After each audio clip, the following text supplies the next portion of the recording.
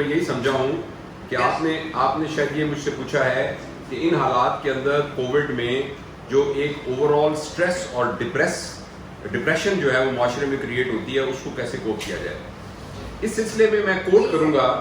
ہمارے پاکستان کے اور بلکہ پوری دنیا کے بہت ہی نامی گرامی سائیکیٹرسٹ ہیں، اور وہ ہمارے استاد بھی ہیں، پروفیسر محدت رانا صاحب۔ تو وہ جو ریڈ کریسنٹ کی کووڈ کی ہینڈلنگ کی جو فورس ہے، جو ٹاسک فورس ہے، اس کے چیئرمین بھی ہیں۔ تو پچھلے دنوں میں نے ان کی کچھ باتیں سنی، تو میں انہی کی باتوں کو اپنے الفاظ میں کوٹ کر رہا ہوں اس کے جواب میں۔ انہوں نے یہ بتایا کہ دیکھیے یہ جو سرکمسٹانسز ہیں یہ نارمل سرکمسٹانسز نہیں ہیں، اور جو ہماری باڈی ہے نا وہ نارمل سٹریس، نارمل چیلنجز کو ہینڈل کرنے کے لیے تو اکوپڈ ہے، لیکن ایب نارمل سرکمسٹانسز کو اکوپ کرنے کے لیے جو اپریٹس ہمیں چاہیے نا، جو سائیکو سوشل اپریٹس چاہیے، انسان کے اندر وہ اپریٹس موجود نہیں ہے۔ ٹھیک ہے، جس وقت normal changes in external environment ہوتی ہے تو اس کے نتیجے میں ہمارے اندر جو چینج آتی ہے اسے ہومیوسٹیسس کہتے ہیں۔ جیسے فرض کریں آپ لیٹے ہوئے ہیں، ایک دم اٹھ کے کھڑے ہوں گے تو آپ کا بلڈ ویسل کنٹریکٹ ہوں گی، اور آپ کا بلڈ جو ہے وہ آپ کی ٹانگوں میں جانے کی بجائے اوپر کی طرف آ جائے گا، ادروائز آپ بے ہوش ہو کے نیچے گر جائیں، جس کو پوسٹل ہائپوٹینشن کہتے ہیں۔ اسی طریقے سے اگر آپ کو پانی کم ملے گا تو آپ کی باڈی جو ہے وہ اس کو ریئیکٹ کرے گی،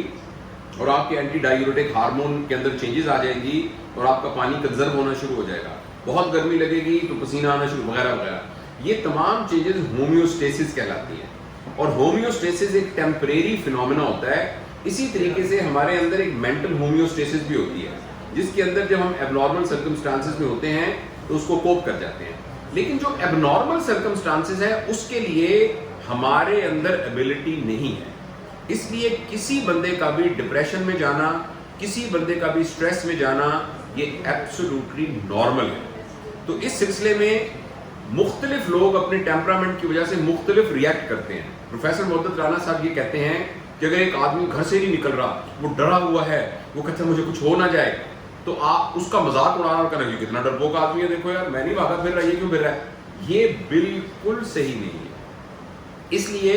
کہ ان کے الفاظ یہ ہیں کہ abnormal behavior in an abnormal circumstances actually a normal behavior۔ میں دوبارہ دہراتا ہوں، abnormal behavior in abnormal circumstances is actually a normal behavior۔ تو یہ چونکہ abnormal circumstances ہے تو ہم یہ ایکسپیکٹ کرتے ہیں کہ معاشرے کے اندر لوگ ڈپریشن میں چلے جائیں گے۔ اچھا، لیکن اللہ تعالیٰ نے ایک بڑی زبردست اور ہمیں ایبلٹی دی ہے جسے جو ہومیوسٹیسس کے علاوہ ہے، اسے ہم کہتے ہیں ایلوسٹیسس۔ آپ کبھی پڑھیے گا اس کو نیٹ پہ جا کے، ایلوسٹیسس کا مطلب یہ ہے کہ جو ہومیوسٹیسس ہے وہ ایک ریئیکشن ہوتا ہے، جب کوئی ایلوسٹیسس ایک رسپانس ہوتی ہے، اور رسپانس دینے کے لیے انڈیویجول چونکہ اکوپڈ نہیں ہے تو اس کے لیے اس کو ضرورت ہے اور لوگوں کے اکوپمنٹس کو پول کرنے کی۔ لہٰذا جب بھی اس طرح کا سٹریس آئے گا تو معاشرے کے اندر عقل مند معاشرے جو ہوتے ہیں وہ گروپ ٹوگیدر ہو جاتے ہیں، وہ اکٹھے ہو جاتے ہیں، وہ اپنی ایفرٹس کو جوائن کر لیتے ہیں۔ تو لہٰذا معاشرے میں جب بھی یہ ڈپریشن آتی ہے تو ہم سب کو، جیسے آپ لوگ کر رہے ہیں، whatever you are doing is actually an allostatic phenomena, جس میں آپ لوگوں کو اکٹھا کر رہے ہیں۔ تو اس سلسلے میں جب ایک خاندان میں کسی کو ہوگا تو اس خاندان کو اکٹھا ہو جانا چاہیے، کسی ڈپارٹمنٹ میں اگر کسی کو ہوا تو ڈپارٹمنٹ کو اکٹھا ہو جانا چاہیے، اسی طریقے سے ملک کو اکٹھا ہو جانا چاہیے، اور ویسے تو اب تو پوری دنیا اس پر اکٹھی ہو گئی ہے۔ تو ایلوسٹیٹک میکینزم کے ذریعے سے جو کہ رسپانس ہوتی ہے، لوگ اپنی صلاحیتوں کو پول اپ کر کے ایموشنلی ایک دوسرے کی مدد کر دیتے ہیں۔ جس طریقے سے ایک جراثیم اندر جائے گا، 14 دن کے اندر آپ کے اندر اینٹی باڈیز پیدا کر کے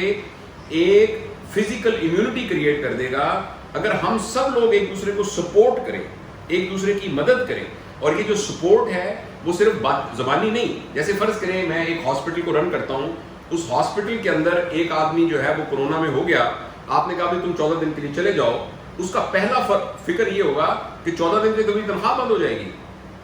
اب میری یہ رسپانسبلٹی ہے کہ میں اس کو یہ کہوں کہ فکر نہ کرو، اس 14 دن کی تنخواہ تمہیں ملتی رہے گی۔ تو یہ جو اس طرح کی سوشل سپورٹس ہیں جو کہ اس ڈپریشن سے نکال دیتی ہیں، وہ اکیلا نہیں کر سکتا تھا، مگر جب ہم پول اپ کر لیتے ہیں، اچھا جب یہ وائرس کی وبا ختم ہو جائے گی تو آپ دیکھیے گا جو عقل مند لوگ تھے جیسے فزیکلی اینٹی باڈیز بن جاتی ہیں نا، اسی طریقے سے ایک سائیکولوجیکل امیونٹی ڈیولپ ہو جاتی ہے، ایک انٹلیکچوئل امیونٹی ڈیولپ ہو جاتی ہے، ایک ایموشنل امیونٹی ڈیولپ ہو جاتی ہے، ایک اسپرچول امیونٹی ڈیولپ ہو جاتی ہے. تو جو زبردست جو لوگ جن کے اندر یہ صلاحیت ہوتی ہے پرابلمس کو ہینڈل کرنے کی، جب پرابلم ختم ہوتا ہے تو وہ پہلے سے اسٹرانگ ہو کر نکلتے ہیں. تو آپ کے یہ تو ایک تھوڑی سی ٹیکنیکل باتیں میں نے بتائیں پروفیسر محمد رانا صاحب کے کو ایکنالج کرتے ہوئے. میں اس کا باٹم لائن یہ کہتا ہوں کہ اس سٹریس سے بچنے کا طریقہ یہ ہے کہ ہم اکیلے نہ ہوں. آپ نے کبھی یہ بات دیکھی ہے کہ کسی جگہ پر ایک پرندہ جیسے کوا، جیسے چیل، اگر وہ زخمی ہو کے گر جائے تو 200 کوے اور چیلیں آگے وہاں اکٹھی ہو جاتی ہیں. کبھی آپ نے دیکھا؟ کبھی آپ ایک جگہ دیکھیے کہ آپ کا ایک کاکروچ مر جائے تو تھوڑی دیر کے بعد 20 کاکروچ وہاں اکٹھے ہو جاتے ہیں، اور خاص طور پہ اگر وہ زخمی ہو تو تب اکٹھے ہو جاتے ہیں. تو یہ جو اینیملز کے اندر بھی اللہ تعالیٰ نے گروپ ٹوگیدر ہونے کی ایک ایبلٹی رکھی ہوئی ہے. تو اس میں ہمیں بہت اہم ہے کہ سوسائٹی کے وہ تمام سیگمنٹس جو ڈپریشن میں چلے گئے ہیں یا جن کے اندر ایک سٹریس آ گیا ہے، تو ہم سارے پول اپ ہوں اور ہم آئیڈینٹیفائی کریں کہ کس کی فزیکل ضرورت ہے، کس کی فائنینشیل ضرورت ہے، کس کی ایموشنل ضرورت ہے، کس کی سائیکولوجیکل ضرورت ہے، اور ان ضرورتوں کو پورا کرنے کے لیے اپنے ریسورسز کو پول اپ کریں.